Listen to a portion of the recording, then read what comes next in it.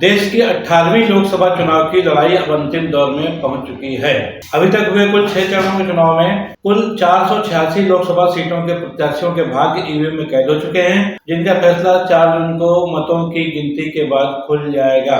बहरहाल 1 जून को जो 7वें चरण का जो अंतिम चुनाव होने वाला है, उसमें कुल 57 लोकसभा क्षेत्रों में वोट डाले जाएंगे और खास बात है कि 8 राज्यों में देखा जाए तो कुल 904 उम्मीदवार मैदान में हैं। जिन लोकसभा क्षेत्रों में, जिन प्रदेशों में चुनाव हो रहा है, उसमें देखें अगर हम तो यूपी की 13 लोकसभा सीटें, बिहार की 8, बंगाल की 9, पंजाब की पूरी 13 की 13 सीटें, उसके अलावा चंडीगढ़ की 1, हिमाचल प्रदेश की 4, झारखंड की 3 और उड़ीसा की 6 सीटें हैं, जहां पर इस अंतिम 7वें चरण में 1 जून को मतदान होना है। और इन सब सीटों में 57 में देखा जाए तो इसमें एक जो सबसे ज्यादा हाई प्रोफाइल सीट है वो है वाराणसी की।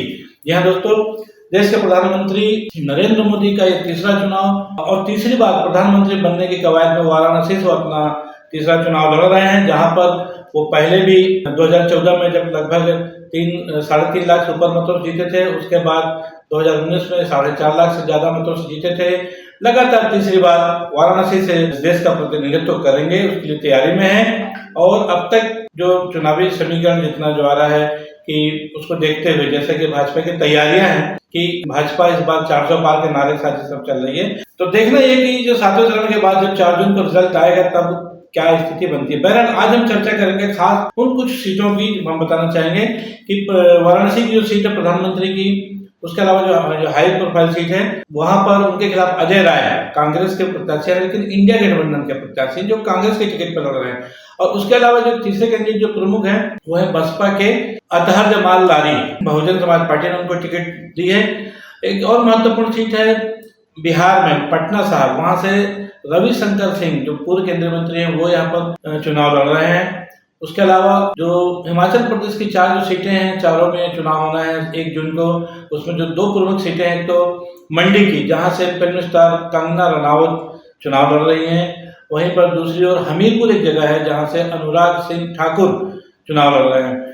इसके अलावा उत्तर प्रदेश की बात करें तो उत्तर प्रदेश में गोरखपुर, जहां से सीएम योगी का जो क्षेत्र रहा है कभी कभी किसी समय, अब वहां से रवि किशन जो वर्तमान मौजूदा सांसद भी हैं, वो उन्होंने एक बार फिर भारतीय जनता पार्टी के टिकट पे मैदान पे हैं और उनके खिलाफ है समाजवादी पार्टी की काजल निसार। ये महत्वपूर्ण जो कुछ सीटें हैं जिनका हम आपको बताओ। और एक सीट है यूपी की है, वो है गाजीपुर, जहां पर मुख्तार अंसारी के भाई अफजल अंसारी जो कि पहले भी इस क्षेत्र का प्रतिनिधित्व कर रहे हैं, आज भी सांसद हैं, एक बार फिर चुनावी मैदान में हैं और इस बार वो समाजवादी पार्टी के टिकट पर चुनाव लड़ रहे हैं। उनके खिलाफ जो लड़ रहे हैं वो बताया हम आपको, पिछली बार 2019 के चुनाव में मनोज सिन्हा को उन्होंने लगभग 1,20,000 मतों से हराया था और इस बार पारसनाथ राय को भारतीय जनता पार्टी ने अफजल अंसारी के खिलाफ चुनावी मैदान में उतारा है।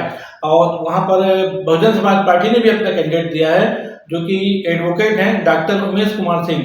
तो हालांकि सीधा मुकाबला वहां पर सपा के अफजल अंसारी और भारतीय जनता पार्टी के पारसनाथ राय के बीच में ही है, लेकिन बसपा ने भी अपनी उपस्थिति दर्ज कराने की वहां पर कोशिश की है।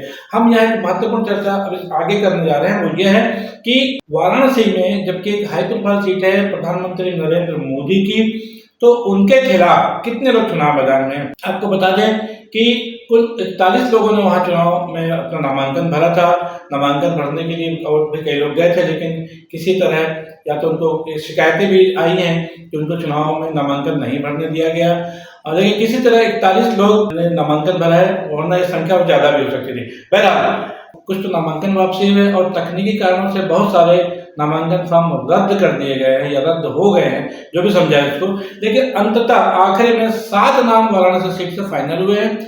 और इसलिए ये बात महत्वपूर्ण हो जाती है कि एक तरफ प्रधानमंत्री नरेंद्र मोदी जो लगातार तीसरी बार प्रधानमंत्री के पद के बहुत बड़े दावेदार है, पूरा माहौल आज एक भाजपा में टाइप का दिख रहा है, लेकिन इंडिया गठबंधन का जो विरोध है, जो जिस तरह से विरोध की तैयारी उन्होंने की है, उसके बीच में इस सीट पर चुनाव इसलिए महत्वपूर्ण हो जाता है कि क्या नरेंद्र मोदी अपनी जीत का अंतर बढ़ाएंगे, क्योंकि ये कहा जा रहा है कि इस बार वो 10 लाख से ज्यादा मतों के अंतर से जीतेंगे, क्योंकि मामला चाहे राम मंदिर का हो, चाहे वो 370 हटाने का हो, चाहे वो 3 तलाक का हो, या महिलाओं की हिस्सेदारी पिछले 2-3-4 सालों में जो घटनाक्रम हुए हैं उससे नरेंद्र मोदी की जो छवि है निसंदेह एक जबरदस्त तरीके से उभरी भी है और इसलिए ये महत्वपूर्ण है कि उनके खिलाफ कौन चुनाव लड़ना चाहता है। लेकिन फाइनली 6 लोगों ने उनके खिलाफ ताल ठोक दी है और तमाम तरह के नामांकन की प्रक्रियाओं के बाद वो चुनाव मैदान में डटे हुए हैं। इनके बारे में बहुत संक्षिप्त में बताएंगे। सबसे पहला नाम तो हमने बताया कि अजय राय है,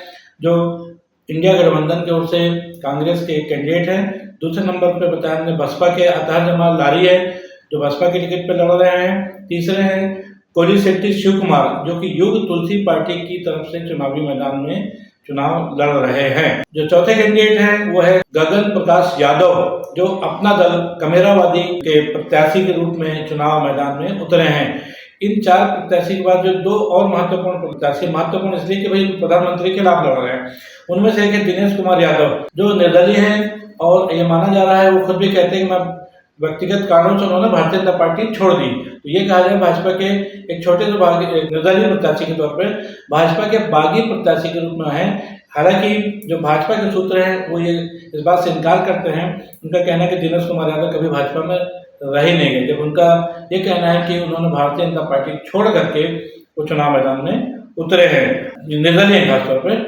और एक जो अंतिम है वो है संजय कुमार तिवारी, वो भी निर्दलीय है और सोशल वर्कर है, मूलतः दिल्ली के रहने वाले हैं। और उनका जो प्रोफाइल है उसमें साफ साफ वो कहते हैं कि वो मोदी के बहुत बड़े आलोचक हैं। तो आलोचक होने की वजह से भी शायद उन्होंने नामांकन भरना जरूरी समझा होगा।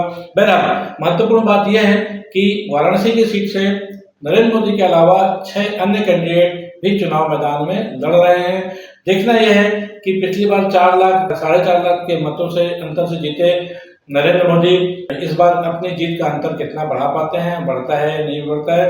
लेकिन साथ ही साथ ये भी महत्वपूर्ण है कि इंडिया गठबंधन की जो तैयारियां हैं नरेंद्र मोदी को रोकने के लिए, उनको चुनौती देने के लिए, वो किस हद तक कामयाब हो पाती हैं। आज के लिए बस इतना ही।